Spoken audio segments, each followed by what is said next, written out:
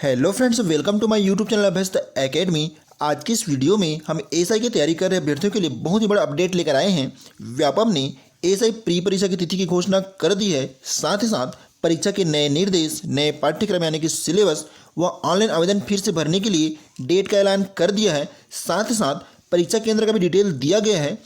तो इस वीडियो में आपको पूरा डिटेल मिलने वाला है। कल रात से ही आपके द्वारा मैसेज, कमेंट्स और कॉल के माध्यम से कई सवाल पूछे जा रहे हैं कि सिलेबस कैसे चेंज हो गया है, फिर से फॉर्म भरना पड़ेगा क्या, नियम में कोई बदलाव तो नहीं हुआ है।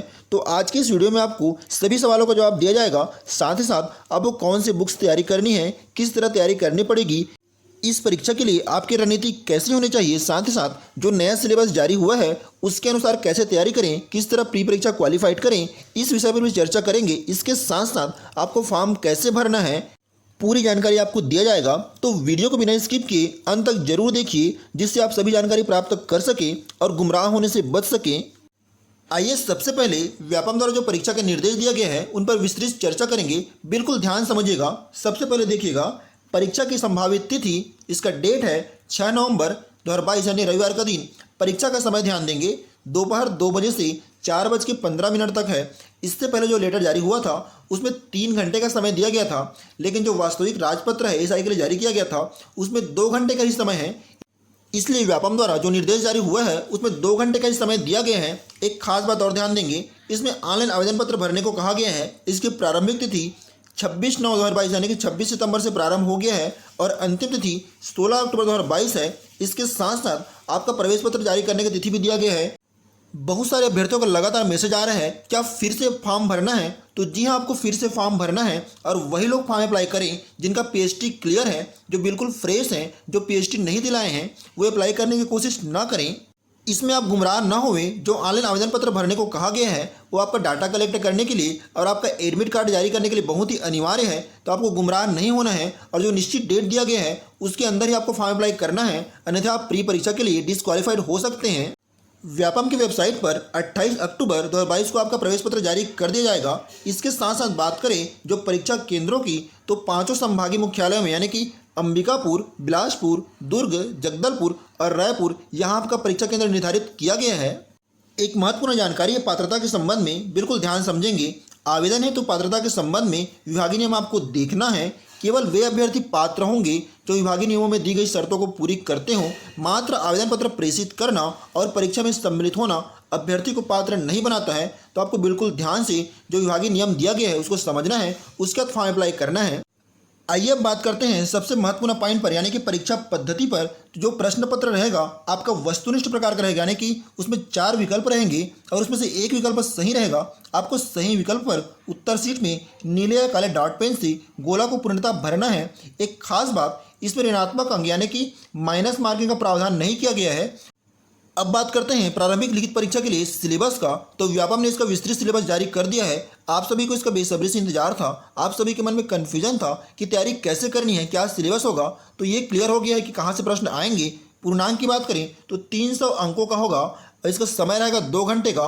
प्रश्न आपके रहेंगे 100, यानी कि हर एक प्रश्न पर आपको 3 अंक मिलने वाले हैं। सबसे पहला भाग है सामान्य अध्ययन का। इसमें भारत का इतिहास, भूगोल, संविधान, भारत की अर्थव्यवस्था, विज्ञान एवं प्रौद्योगिकी, भारतीय दर्शन, कला साहित्य एवं संस्कृति, करेंट अफेयर्स, खेल, इसके साथ साथ पर्यावरण को शामिल किया गया है। इन सभी पार्ट्स को मिलाकर 105 अंकों का प्रश्न आना है, यानी कि कुल 35 प्रश्न बनने वाले हैं। तो इसके लिए आपको सलाह दूंगा, आपके पास समय बिल्कुल कम है, आपको रिपीट फास्ट एकदम तैयारी करना है। अगर आप पहले से तैयारी करते आ रहे हैं तो आपको रिवीजन की आवश्यकता है। अगर आपकी तैयारी अपूर्ण है, पूरा कंप्लीट नहीं है, तो आप लुसेंट की बुक से एकदम जितना फास्ट हो सके तैयारी कर सकते हैं।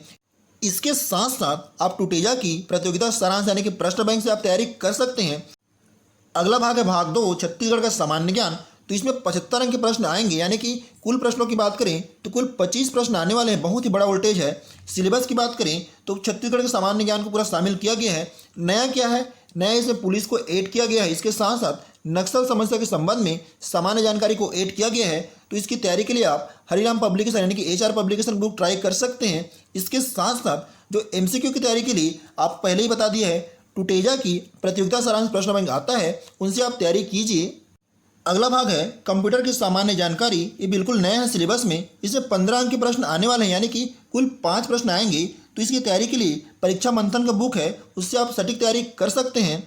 अगला भाग है सामान्य मानसिक योग्यता यानी कि रीजनिंग की। तो इसमें 30 अंक के प्रश्न यानी कि कुल 10 प्रश्न आएंगे। इसकी तैयारी के लिए आप परफेक्ट रीजनिंग जो दीपक कुमार का है उससे आप तैयारी कर सकते हैं। 30 अंक के प्रश्न यानी कि कुल 10 प्रश्न आएंगे। इसकी तैयारी के लिए अगर आपके पास एच डी यादव की बुक है या आर एस अग्रवाल की है तो उनसे आप सटीक तैयारी कर सकते हैं।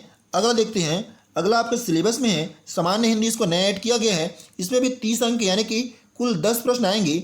इसके लिए बुक की बात करें तो आपका रविंद्र तिवारी यानी कि मुस्कान पब्लिकेशन डीसी पटेल की रविंद्र तिवारी का बुक आता है, आप उनसे तैयारी कीजिए। अगर वो बुक आपके पास नहीं है तो आप लुसेंट की बुक से तैयारी कर सकते हैं।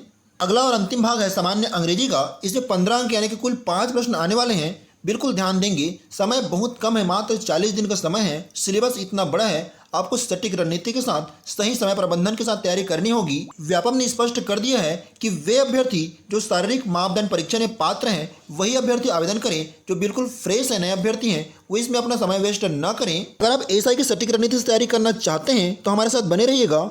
PDF, daily GK, current updates और नोट्स के लिए आप हमारे टेलीग्राम चैनल और व्हाट्सएप ग्रुप को ज्वाइन कर सकते हैं। अगर आपने हमारे यूट्यूब चैनल को सब्सक्राइब नहीं किया है तो जल्द ही सब्सक्राइब करके बेल आइकन को प्रेस कर दीजिए, जिससे हमारे आने वाली वीडियोस का नोटिफिकेशन सबसे पहले आप तक पहुंच सके। ध्यान देंगे, हमारे टेलीग्राम चैनल और व्हाट्सएप ग्रुप का लिंक इस वीडियो के डिस्क्रिप्शन में अवेलेबल है, आप वहां से ज्वाइन कर सकते हैं। इसके साथ साथ हमने पहले भी एसआई संबंध में 1000 प्रश्नों का टेस्ट सीरीज लिया था। अगर आप फिर से टेस्ट सीरीज दिलाना चाह रहे हैं नए प्रश्नों के साथ तो आप कमेंट करके बताइए। अगर आपके मन में अभी भी इस भर्ती प्रक्रिया को लेकर या जो प्रारंभिक लिखित परीक्षा उसके संबंध में कोई डाउट है तो आप कमेंट करके पूछ सकते हैं। वीडियो में अंत तक बने रहने के लिए आपका धन्यवाद। जय हिंद दोस्तों।